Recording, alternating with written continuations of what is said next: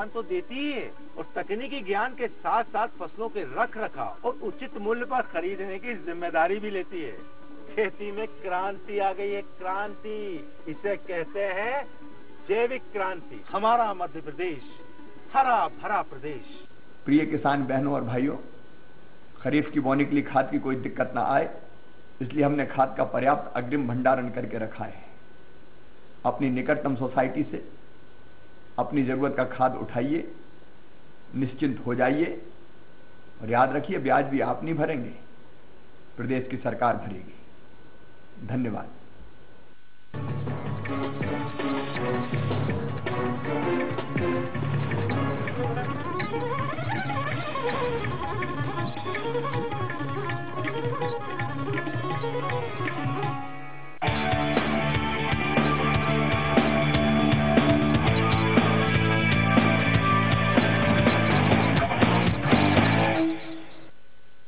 नमस्कार, express agenda में आपका स्वागत है। मैं हूं राकेश अग्निहोत्री। एजेंडा में आज हम बात करेंगे विदिशा को नई दिशा देने में जुटी सांसद सुषमा स्वराज की जिद पर केंद्रीय रेल मंत्री सुरेश प्रभु के पिटारे से निकली सौगातों की। साथ ही बात करेंगे राम मंदिर के मुद्दे पर ना अनुकूल करती बीजेपी की। इसके साथ ही आपको दिखाएंगे आखिर क्यों इन दिनों छत्तीसगढ़ सियासत को लगा है करंट। तो चलिए शुरू करते हैं आज का एक्सप्रेस एजेंडा।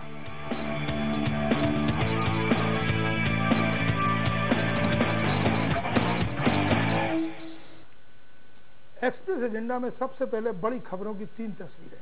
पहली तस्वीर है सुषमा और शिवराज की जुगलबंदी के साथ सुरेश की सौगातों की। विदिशा में देर से ही सही सांसद सुषमा स्वराज और केंद्रीय रेल मंत्री ने सौगातों का पिटारा खोल दिया। सीएम शिवराज सिंह चौहान की मौजूदगी में ट्रैक्शन अल्टरनेटर कारखाना का शिलान्यास हुआ। यही नहीं, सौरई स्टेशन पर माल गोदाम, विदिशा स्टेशन पर सीसीटीवी कैमरे और सांची में नए प्लेटफॉर्म का भी लोकार्पण हुआ है। दूसरी तस्वीर है मोदी के जश्न के बीच राम मंदिर को लेकर बैकफुट पर आई बीजेपी की, जिसने धारा 370 जैसे मुद्दे पर भी चुप्पी साध ली है। और आखिरी तस्वीर में आप देख रहे हैं छत्तीसगढ़ में सियासी करंट। ये करंट है बिजली की बढ़ती कीमतों और उससे लगने वाले झटके, जिसने कांग्रेस को मानो एक मुद्दा दे दिया है।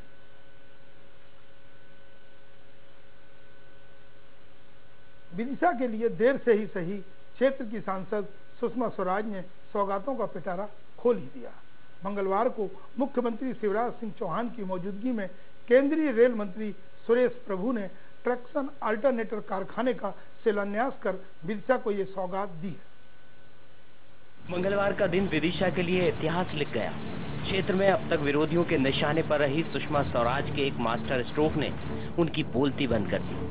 कृषि उपज मंडी परिसर में हुए समारोह में केंद्रीय रेल मंत्री सुरेश प्रभु ने क्षेत्रीय सांसद सुषमा स्वराज और सीएम शिवराज सिंह की मौजूदगी में ट्रैक्शन अल्टरनेटर कारखाने का शिलान्यास किया। यही नहीं, सौरई स्टेशन पर माल गोदाम, विदिशा स्टेशन पर सीसीटीवी कैमरे और सांची में नए प्लेटफॉर्म का भी शुभारंभ किया गया। इस मौके पर सीएम शिवराज अपने रंग में नजर आए। उन्होंने कहा कि यह सौगात सिर्फ विदिशा के लिए नहीं है, बल्कि इसका फायदा आसपास के जिलों को भी मिलेगा। नया कारखाने का शिलान्यास आपने विदिशा रायसेन की इस पवित्र धरती पर करवाया है। दीदी बॉर्डर पर ही है, सांची वालों को भी गुस्सा नहीं है, क्योंकि जो गेहूं खेड़ी है वो सांची के बगल में ही आता है। इसलिए विदिशा को भी सौगात और सांची को भी सौगात। तुम्हारी भी जय जय और तुम्हारी भी जय जय। कोई दिक्कत की बात नहीं, बहुत अच्छी जगह चुनी हम लोगों ने, ये सौगात लेकर दीजिए। और मैं आपसे कहना चाहता हूँ, शुरुआत में ये प्रारंभ है, जब एक कारखाना आता है तो धीरे धीरे उसके पास आसपास और कारखाने आते हैं। और विदिशा और रायसेन वासियों, चिंता मत करना, मेक इन एमपी के तहत भरपूर कोशिश करेंगे और कारखाने आए। केंद्रीय रेल मंत्री सुरेश प्रभु पर भी सीएम शिवराज का जादू खूब चला। उन्होंने मुख्यमंत्री की भाषण शैली की जमकर तारीफ की। उन्होंने कहा कि शिवराज सिंह चौहान जब सांसद थे तब संसद में वो उन्हें सुनते थे। मैं पहले मंत्री था अटल जी के मंत्रिमंडल में, शिवराज जी सांसद थे। वो जिस तरह से भाषण करते थे तो मैं हम कहीं भी रहते थे तो उनका भाषण सुनने के लिए जाके लोकसभा में बैठ जाते। तो लेकिन मध्य प्रदेश की जनता ने उनको खींच लिया अपनी तरफ। तो मैं सोचता हूँ मध्य प्रदेश को तो कुछ मिला, लेकिन सांसद ने कुछ खो दिया। और इसलिए हमारे मुख्यमंत्री जी को मैं धन्यवाद देना चाहता हूँ कि आज जो यहाँ कारखाना बनेगा इसके लिए उन्होंने जमीन राज्य सरकार की तरफ से हमें मुफ्त दी है। इसके लिए आपको भी मैं बहुत बहुत धन्यवाद देना चाहता हूँ। मैं समझता हूँ ऐसे ही देश में सब मुख्यमंत्री रहे, रेल को इस तरह से दान देते रहे कि रेल और आप मिलकर हम इसी तरह से देश को आगे आने का काम भी जरूर करेंगे। अपना वादा पूरा होने पर सुषमा स्वराज भी गदगद नजर आई। उन्होंने कहा कि ये तो शुरुआत भर है, सौगातों का सिलसिला आगे भी जारी रहेगा। जैसे मैंने कहा था कि मन बहुत प्रसन्न है, हमारी सरकार के कार्यकाल का 1 वर्ष पूरा हो रहा है, मेरा एक वचन पूरा हो रहा है। आज 5 सौगातें विदिशा वासियों को यहाँ मिल रही हैं। बस इसी तरह से स्नेह बनाए रखिए, आप मांगते जाएं और हम देते जाएं। यही हैसियत ईश्वर ने इस समय दी है और उस हैसियत का सबसे ज्यादा इस्तेमाल आपके कल्याण के लिए हो सके, ईश्वर से यही कामना करते हुए। विदिशा से लगातार दूसरी बार सांसद चुने जाने के बाद सुषमा स्वराज विरोधियों के निशाने पर थी, जो चुनाव के दौरान किए गए वादों को लेकर उन पर गाए बगाए निशाना साधते रहे हैं। लेकिन एक साथ क्षेत्र को मिली 5 सौगातों ने विरोधियों की बोलती बंद कर दी है। सुषमा ने भी बिना देर किए अपने मतदाताओं को यकीन दिला दिया है कि वो केवल वादे नहीं करती बल्कि उन्हें पूरा करने में भी यकीन रखती हैं। विदिशा से एक्सप्रेस रिपोर्टर अभिनव चतुर्वेदी के साथ राकेश अग्निहोत्री, भोपाल। इस मुद्दे पर चर्चा के लिए हमारे साथ स्टूडियो में जुड़े हैं वरिष्ठ पत्रकार रंजन श्रीवास्तव जी, साथ ही हमारे साथ विदिशा से जुड़ गए हैं एक्सप्रेस रिपोर्टर अभिनव चतुर्वेदी। अभिनव, हम आपसे जानना चाहेंगे कि जिन 5 सौगातों की बात सुषमा स्वराज कर रही हैं, तो क्या माना जाए कि मोदी के जश्न में जब बीजेपी डूबी है तब विदिशा के कम से कम अच्छे दिन आ गए हैं? जी राकेश जी, मैं आपको और अपने दर्शकों को बता दूं कि आप बिल्कुल सही कह रहे हैं कि विदिशा में मोदी राज में अच्छे दिन आ गए हैं, क्योंकि विदिशा में जो आज 5 विकास कार्यों की सौगात मिली है विदिशा को, ये अपने आप में एक बहुत महत्वपूर्ण सौगातें हैं। क्योंकि जो आज सुरेश प्रभु और सुषमा स्वराज ने, जो स्थानीय सांसद सुषमा स्वराज ने आज डीजल लोकोमोटिव के ट्रैक्शन अल्टरनेटर कारखाने की नींव रखी है। ये काफी पुरानी मांग थी।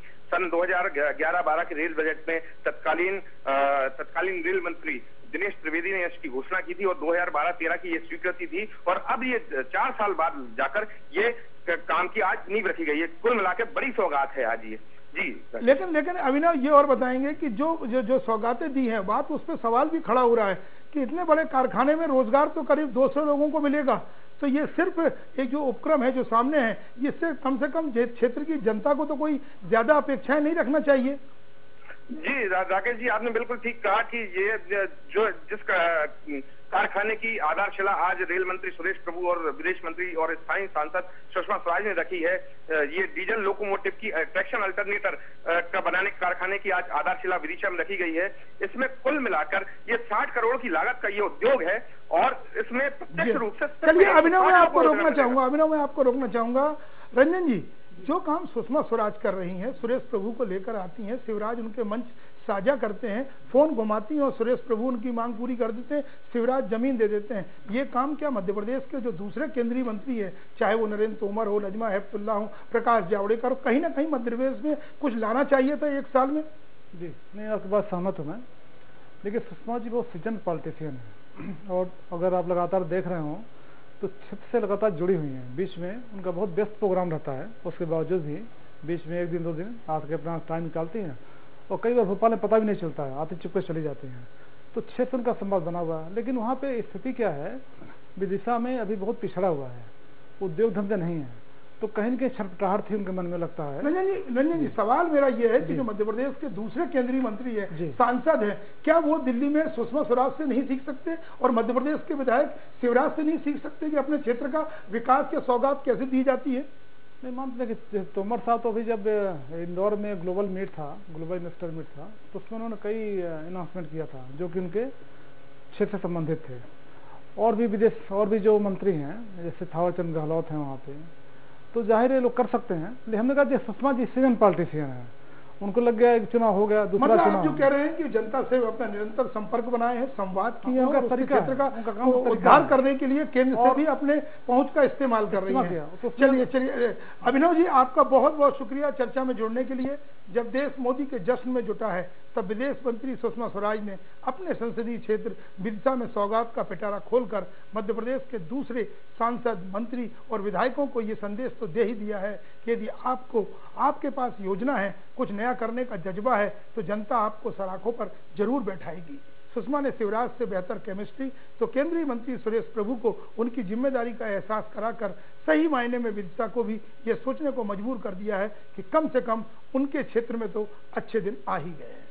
वक्त हो चला है एक छोटे से ब्रेक का, और ब्रेक के बाद जब लौटेंगे तो दिखाएंगे हाशिए पर राम।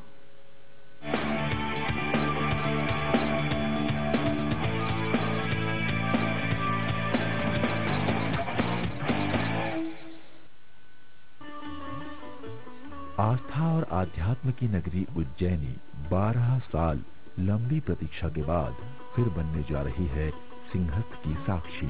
विश्व में आस्था का सबसे बड़ा समागम सिंहस्थ महाकुंभ। कुंभ जहां केवल आचमन से ही मनुष्य अमृत ऊर्जा से सराबोर हो जाता है और स्नान के साथ पवित्र शिप्रा की हर एक डुबकी पुण्य फल देने वाली होती है। आस्था के इस उत्सव में देश विदेश से 5 करोड़ से भी अधिक धर्मावलंबियों की आमद की उम्मीद है। इन करोड़ों श्रद्धालुओं की अगुवाई के लिए दिनों रात तैयार हो रहा है उज्जैन। सिंहस्थ की पदचाप महाकाल की इस नगरी में हर तरफ सुनाई ही नहीं दिखाई भी देती है। सिंहस्थ क्षेत्र में बनाए जा रहे 100 से भी अधिक इन अस्थायी मार्गों में देखिए सिंहस्थ को सफल बनाने में जुटी मध्य प्रदेश सरकार के भागीरथी प्रयास।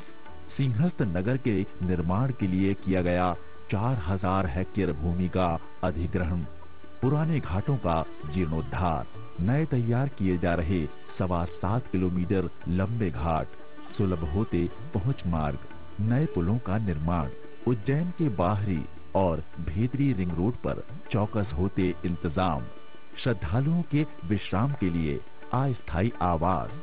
सिंहस्थ के आयोजन में संचार और तकनीक के आधुनिकतम प्रबंध किए जा रहे हैं।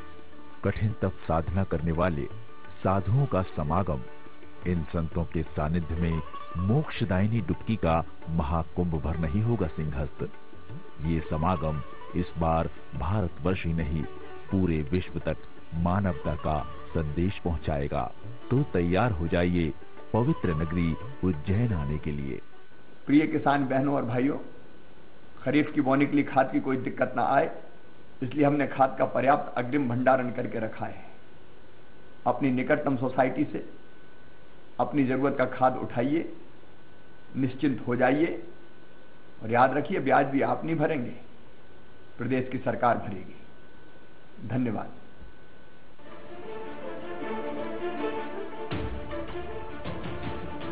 माननीय नरेंद्र मोदी जी के नेतृत्व में बनी हुई सरकार का 1 वर्ष पूरा हुआ है।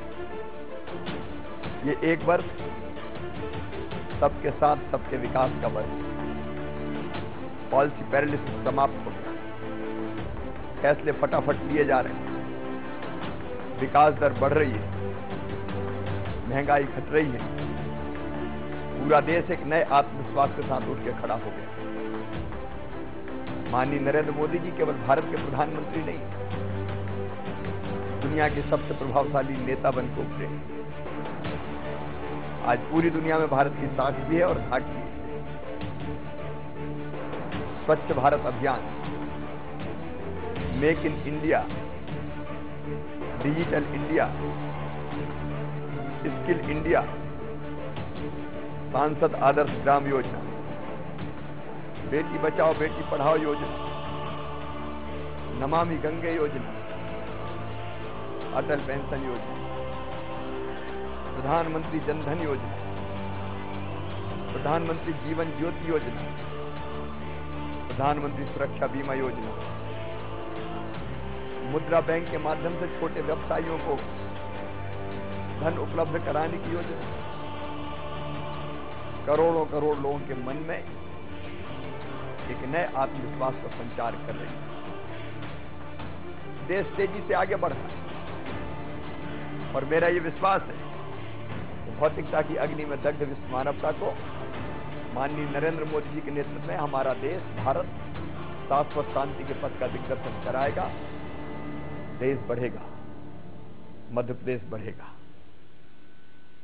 मध्य प्रदेश की 7.5 करोड़ जनता की ओर से हमारे लोकप्रिय प्रधानमंत्री, युग दृष्टा, सफल वैश्विक नेता श्री नरेंद्र मोदी जी को 1 साल के सफल कार्यकाल पर हार्दिक बधाइयां, ढेरों शुभकामनाएं।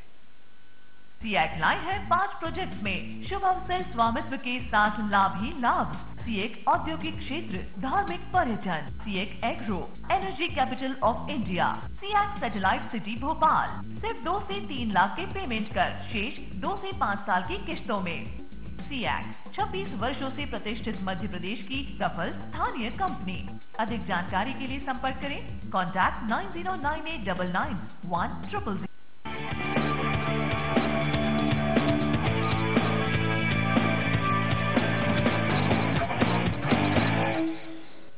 ब्रेक के बाद आपका स्वागत है। ये तो बात हुई मोदी के जश्न के जायके में सुषमा के छौंकी गए, लेकिन इस जश्न को फीका करने वाले भी सामने आ ही गए। चाहे फिर वो जिम्मेदार राष्ट्रीय अध्यक्ष अमित शाह का राम मंदिर को लेकर दिया गया बयान हो, या फिर जबलपुर में विनय सहस्त्रबुद्धे का इस मुद्दे पर मजबूरी की बात कही गई हो।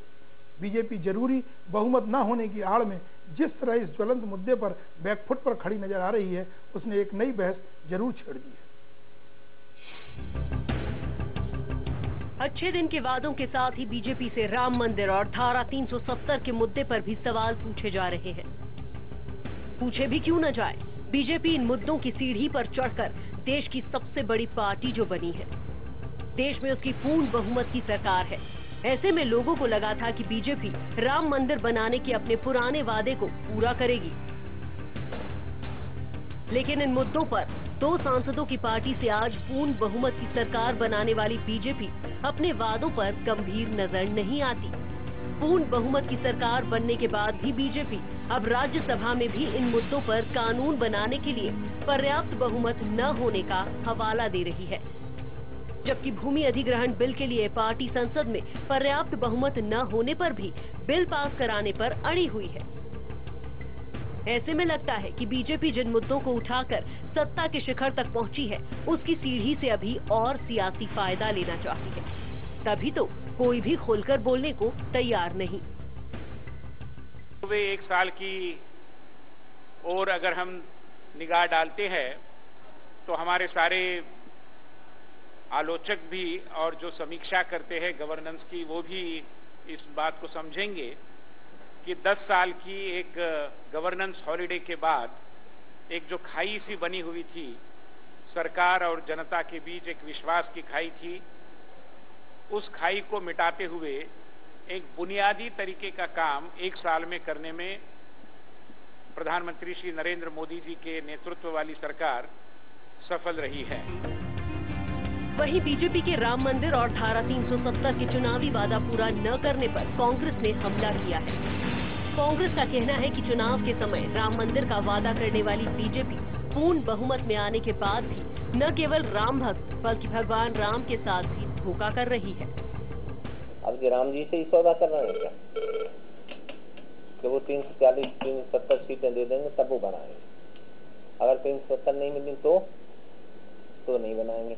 यही मुद्दा था उनका। कश्मीर का कितनी जोर से चिल्लाते थे हम 370 लागू करेंगे, अब 370 कहाँ चली गई, बोले 370 सीटें आ जाएंगी तब करेंगे। बीजेपी के राम मंदिर और धारा 370 के मुद्दे जनसंघ के समय से ही प्रमुख मुद्दे रहे हैं। अटल जी के समय मिलीजुली सरकार का हवाला देकर अपने चुनावी वादों को टाल दिया गया था। इस बार भी केंद्रीय मंत्रियों के बयानों से लगता नहीं कि राम मंदिर और धारा 370 पर पार्टी गंभीर है। ऐसे में सवाल यही है कि क्या बीजेपी के लिए ये मुद्दे सिर्फ सत्ता हासिल करने का एजेंडा है या वाकई में पार्टी में अंदर खाने मंथन हो रहा है। भोपाल से एक्सप्रेस रिपोर्टर सुधीर दंडोतिया के साथ ब्यूरो रिपोर्ट। इस खबर पर हमारे साथ चर्चा में जुड़ रहे हैं भोपाल से एक्सप्रेस रिपोर्टर सुधीर दंडोतिया जी। सुधीर जी, हम आपसे जानना चाहेंगे राम मंदिर को लेकर विनय सहस्त्रबुद्धे का बयान आखिर क्या है और उसके मायने क्या है? राकेश जी, बिल्कुल देखिए, बात करें तो धारा 370 और राम मंदिर के मुद्दे पर उनसे सवाल किया गया था और उनका सीधे तौर पर कहना था कि चूंकि बीजेपी के पास पर्याप्त बहुमत नहीं है, इसके लिए कानून बनाना पड़ेगा और कानून बनाने के लिए कम से कम 370 जो है सांसदों की संख्या उनके पास होनी चाहिए। ऐसे में बीजेपी अभी फिलहाल इन मुद्दों को, जो चुनावी मुद्दे थे, इनको पूरा करने में असमर्थ, और जब 370 सांसद बीजेपी के पास होंगे तब बीजेपी इनको जरूर पूरा करेगी। ये तो बात सुधीर अमित शाह की हुई। विनय सहस्त्रबुद्धे ने इस मुद्दे पर क्या बोला?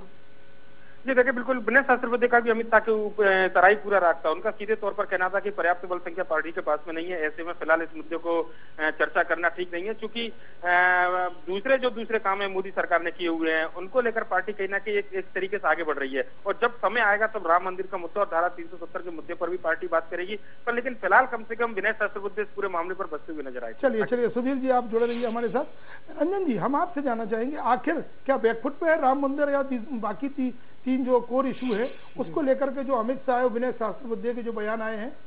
राकेश जी, देखिए, जो सलूशन है राम मंदिर का, देखिए जो बेस्ट सलूशन है वो सहमति है, जो कि दिखता नहीं है। तो वो अभी एक साल में तो कहीं सहमति बनाने का प्रयास भी नहीं होगा। दूसरा, कोर्ट या जो बात हो रही है, अध्यादेश की बात हो रही है, वहाँ भी देखिए काबिले गौर बातें हैं कि वहाँ भी सहमति जरूरी है। अध्यादेश आप ला देते हैं, उसका जो विरोध होगा वो संभालें कैसे? नंबर 1, कोर्ट से अगर फैसला हो जाता है तो भी विरोध होगा, संभालें कैसे? लेकिन संघ में जो छटपटाहट दिख रही है कि साल भर में ऐसी कोशिश नहीं दिख रही है कि सहमति बने या इश्यू को सॉल्व किया जाए। हरिद्वार में भी सिंधु परिषद की बैठक चल रही है कुछ, और देखिए 22 साल हो गए करीब ढांचा टूटे हुए। ढांचा में भी टूटने में बीजेपी का रोल नहीं था, दूसरे तत्वों का रोल था उसमें, जब बीजेपी किनारे हो गई थी, उनकी सरकार भी, मतलब बीजेपी की लाइन जो है वो विकास के एजेंडे पे है, और ये मुद्दे जो संघ के दबाव में है वो अपना जवाब देकर के पीछे हट जाते हैं। खैर, सुधीर दंडोतिया जी, बहुत बहुत शुक्रिया जानकारी देने के लिए। राम मंदिर समेत 3 कोर इशू पर विपक्ष में रहते हाय तौबा मचाने वाली बीजेपी यदि लोकसभा में मिले बहुमत के बावजूद राज्यसभा के गणित पर असमर्थता जताए तो सवाल खड़े होना लाजमी है। इसमें कोई दो राय नहीं है कि मोदी की नीति और नीयत के साथ उनके विकास के एजेंडे पर भरोसा करना फिलहाल जरूरी है। जरूरी ही नहीं, मजबूरी भी है। लेकिन अगर राम मंदिर को लेकर के वो बगले झांकते नजर आए तो फिर बीजेपी को फिर से कहीं ना कहीं विपक्ष द्वारा खड़े किए गए सवालों का जवाब देना ही होगा। वक्त हो चला है एक छोटे से और ब्रेक का, और ब्रेक के बाद आपको दिखाएंगे क्यों छत्तीसगढ़ की सियासत में लगा है करंट।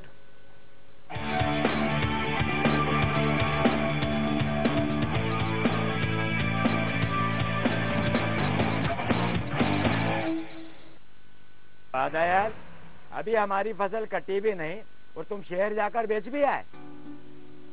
मेरी तरह मध्य प्रदेश के लाखों किसान अपना रहे हैं इस खेती को। कैसी खेती?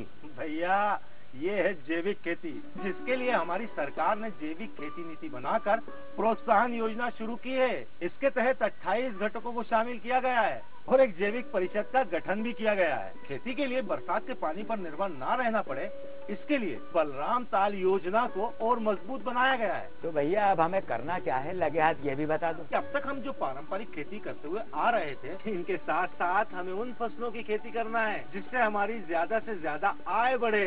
खेती अब जीवन यापन का साधन नहीं बल्कि धन कमाने का जरिया बन गई है मध्य प्रदेश में। और हमारे मुख्यमंत्री श्री शिवराज सिंह चौहान का संकल्प भी यही है कि खेती बने लाभ का धंधा। बस हमें तो सूझबूझ से खेती करनी है। मतलब जैसे मिट्टी की जांच करवा कर यह तय करें कि कौन सी मिट्टी में कौन सी फसल बोनी है। उसमें खाद रासायनिक नहीं, जैविक हो, संशोधित और उत्तम बीजों का इस्तेमाल करें। इसके लिए हमारे सरकारी फार्म बने हुए हैं। हमारी सरकार बीज, खाद और उपकरणों के लिए अनुदान तो देती ही है और तकनीकी ज्ञान के साथ साथ फसलों के रख रखाव और उचित मूल्य पर खरीदने की जिम्मेदारी भी लेती है। खेती में क्रांति आ गई है, क्रांति। इसे कहते हैं जैविक क्रांति। हमारा मध्य प्रदेश हरा भरा प्रदेश। प्रिय किसान बहनों और भाइयों, खरीफ की बोनी के लिए खाद की कोई दिक्कत ना आए, इसलिए हमने खाद का पर्याप्त अग्रिम भंडारण करके रखा है।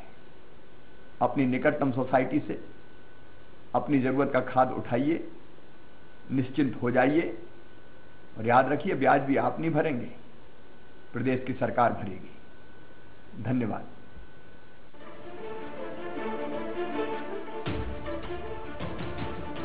माननीय नरेंद्र मोदी जी के नेतृत्व में बनी हुई सरकार का 1 वर्ष पूरा हुआ है। ये 1 वर्ष सबके साथ सबके विकास का वर्ष। पॉलिसी पैरालिसिस समाप्त हो गया, फैसले फटाफट लिए जा रहे हैं, विकास दर बढ़ रही है, महंगाई घट रही है, पूरा देश एक नए आत्मविश्वास के साथ उठ के खड़ा हो गया। माननीय नरेंद्र मोदी जी केवल भारत के प्रधानमंत्री नहीं,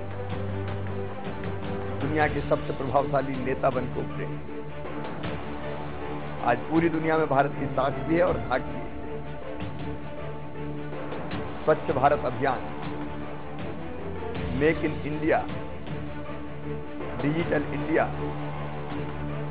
स्किल इंडिया, सांसद आदर्श ग्राम योजना, बेटी बचाओ बेटी पढ़ाओ योजना, नमामि गंगे योजना, अटल पेंशन योजना, प्रधानमंत्री जनधन योजना, प्रधानमंत्री जीवन ज्योति योजना, प्रधानमंत्री सुरक्षा बीमा योजना, मुद्रा बैंक के माध्यम से छोटे व्यवसायियों को धन उपलब्ध कराने की योजना, करोड़ों करोड़ लोगों के मन में एक नए आत्मविश्वास का संचार कर रही है। देश तेजी से आगे बढ़ रहा है और मेरा ये विश्वास है कि भौतिकता की अग्नि में दग्ध विश्व मानवता को माननीय नरेंद्र मोदी जी के नेतृत्व में हमारा देश भारत शाश्वत शांति के पथ का दिग्दर्शन कराएगा। देश बढ़ेगा, मध्य प्रदेश बढ़ेगा। मध्य प्रदेश की 7.5 करोड़ जनता की ओर से हमारे लोकप्रिय प्रधानमंत्री, युग दृष्टा, सफल वैश्विक नेता श्री नरेंद्र मोदी जी को 1 साल के सफल कार्यकाल पर हार्दिक बधाइयां, ढेरों शुभकामनाएं।